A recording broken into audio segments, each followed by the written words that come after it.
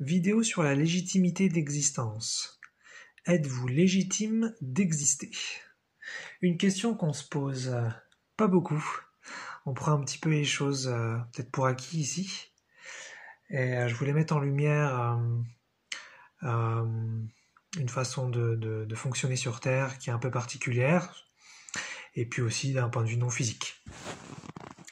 Alors par exemple, pour vous donner un exemple de ce que moi j'appelle la légitimité d'existence, c'est l'air que vous respirez. Depuis que vous êtes né jusqu'à votre mort, vous pouvez respirer de l'air. C'est gratuit, c'est automatique, tout le monde, c'est accessible à tout le monde. Vous pouvez respirer autant de fois que vous voulez. Vous pouvez par exemple faire du sport, ce qui va nécessiter une respiration plus importante. Et il n'y a pas de limite à ça, il n'y a pas à se culpabiliser de prendre trop d'air, il n'y a pas à économiser de l'air pour plus tard. Vous êtes légitime à l'air que vous utilisez. Et d'ailleurs, sans doute que vous ne vous posez peut-être pas la question. Voilà, un autre exemple de légitimité et d'existence, c'est la lumière du soleil. On a des cycles jour-nuit quotidiens. Et on a donc une lumière du soleil qui vient à nous tous les jours. Après, ça va peut-être dépendre de l'endroit où on est sur la planète. Mais en principe, on a accès à autant de lumière du soleil qu'on veut. Il n'y a pas un quota quotidien auquel on doit faire face. On n'est pas rationné. Donc vous êtes complètement légitime à la lumière.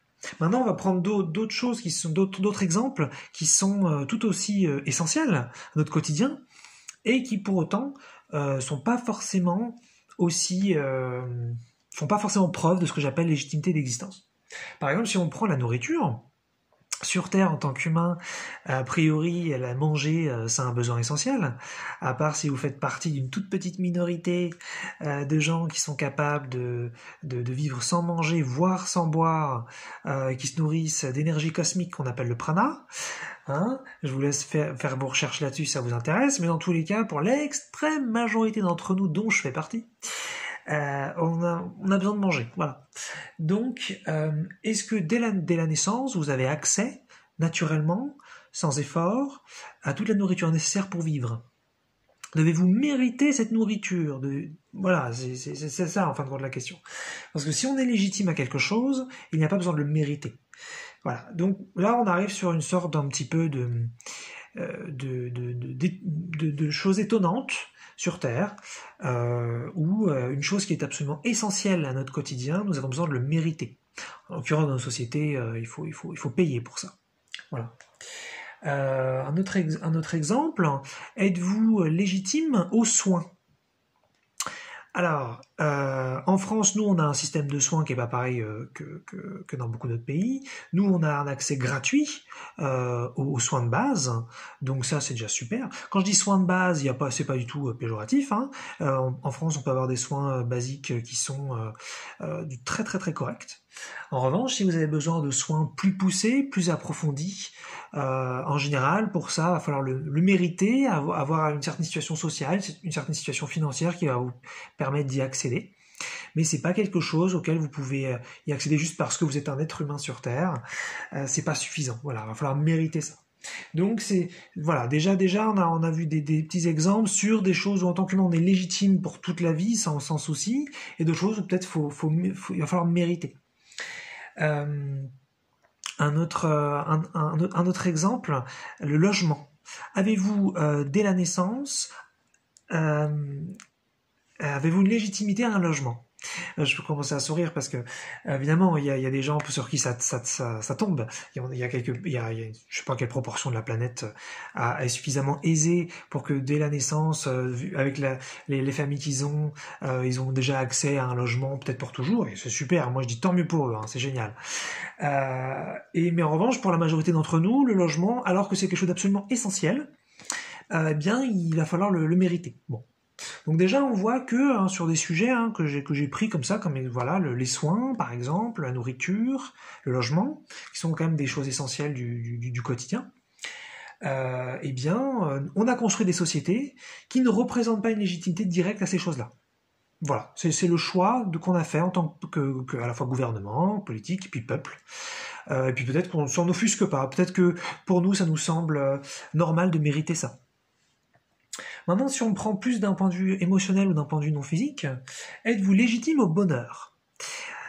Question peut-être un peu plus abstraite, mais en fin de compte, si je prends une explication un peu plus concrète, est-ce que dès la naissance, vous avez accès à un bonheur constant ou à un bonheur très régulier, et ce toute la vie? Ou devez-vous mériter ce bonheur? Devez-vous faire des actions régulières, par exemple faire attention à ce que vous mangez, faire du sport, peut-être faire de la méditation, rencontrer des nouvelles personnes, avoir une activité qui vous passionne tous les jours? Avez-vous besoin de mériter ce bonheur? Parce qu'il y a des gens qui effectivement sont heureux un petit peu naturellement.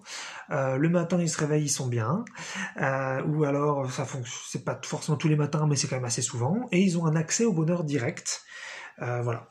Ça, et il y a des gens comme moi, mais je sais qu'il y en a plein d'autres, qui c'est pas quelque chose de du tout automatique. C'est quelque chose qu'il va falloir aller mériter, aller chercher, et puis ensuite à maintenir, c'est compliqué. Alors bien sûr, il y a des raisons à tout ça, hein, mais je veux dire, il peut y avoir des traumatismes ou des petites choses qui peuvent bloquer. Mais là, la question, c'est plus d'un point de vue naturel. On parle finalement de l'enfant de base, dès la naissance, ensuite toute la vie. Est-ce que c'est quelque chose qui finalement est naturel ou c'est quelque chose qu'il faut mériter?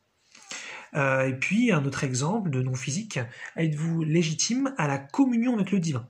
Ça, j'en avais déjà parlé un petit peu avant. Mais l'idée c'est, est-ce que vous devez mériter finalement une communication, une communion avec le divin? Il va falloir peut-être passer beaucoup de temps à étudier, à pratiquer, à canaliser, à faire le vide à l'intérieur pour recevoir des connexions, de l'information, ou dès la naissance, vous avez accès à ça naturellement. Et il y a des gens d'ailleurs pour qui par exemple vers l'adolescence, ils ont des choses qui s'ouvrent, et puis ensuite c'est pour toute la vie, ils ont une connexion au divin particulière. Il y en a qui trouvent par exemple la religion et ça s'allume, d'autres ils se mettent à canaliser des entités non physiques, voilà. Donc, mais bon, ça reste quand même, je trouve, un petit peu rare. Voilà. Donc c'est intéressant je trouve de penser à cette légitimité d'existence, puisque clairement sur des sujets, voilà, on n'est pas du tout, je dirais, on est très bien traité, puisqu'on a accès à l'air, à la lumière. J'ai pris ces deux exemples-là, mais on pourrait sans doute en trouver d'autres. Et puis sur des sujets absolument essentiels, comme donc le logement, les soins, la nourriture, on a construit des sociétés où on n'est pas sur une légitimité de base digne pour accéder à ces choses-là. Il faut les mériter, ou alors on a le droit un peu à des miettes. Et donc ça soulève des questions par rapport à comment est-ce qu'on voit la société.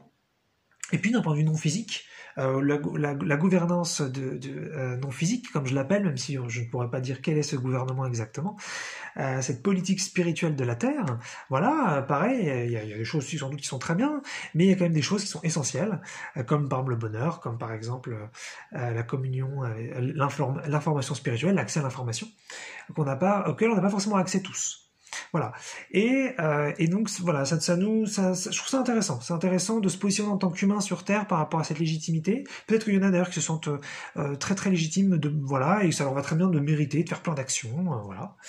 Et puis voilà, puis il y en a d'autres, peut-être comme moi, qui sont un petit peu plus étonnés. Voilà, on se demande comment ça se fait, c'est quoi les ramifications, voilà. Et puis ça nous amène à un sous-sujet de la vidéo, le péché. Le péché, je suis pas du tout expert sur la religion plus que ça, ni sur toute l'histoire du péché avec la pomme et tout ça, mais je pense qu'on a tous une idée de ce que c'est le péché, c'est de faire des choses qui sont pas bien, voilà. Mais ce qui est important, c'est qu'en fait dans la religion, on avait quand même cette idée qu'il y a le péché originel et que donc sur Terre nous naissons pécheurs. Voilà, c'est quelque chose qui revient beaucoup dans la religion. Et il faut quand même savoir que on est sorti de la religion que seulement depuis 115 ans, quelque chose comme ça. Puisque si c'est en 1905, je crois, qu'il y a eu séparation entre l'État et la religion, finalement, dans notre histoire, c'est encore assez récent. Et c'est pour ça qu'il y a encore beaucoup de gens aujourd'hui, je crois, qui justement trouvent ça normal de ne pas être légitime dès la naissance à l'essentiel, et qu'ils doivent mériter finalement l'essentiel. Ils doivent mériter le bonheur, mériter la nourriture, mériter un logement, mériter d'autres choses essentielles. Parce que il y a justement, pour les religieux comme pour les non-religieux, c'est encore cette idée sous-jacente du péché, du pécheur, qu'on n'est pas des gens, on n'est pas une espèce finalement qui est très bien, et il faut qu'on prouve notre valeur, et il faut donc qu'on mérite ça. Et pour moi, la légitimité, c'est justement quelque chose d'inné, de constant, qui ne peut pas être altéré. Voilà. Et si vous gardez encore cette idée de pécheur ou de méritocratie, eh bien, voilà, vous allez pas forcément être, ça veut dire que nous ne sommes pas une espèce qui est digne à la base. Nous devons donc gagner cette dignité.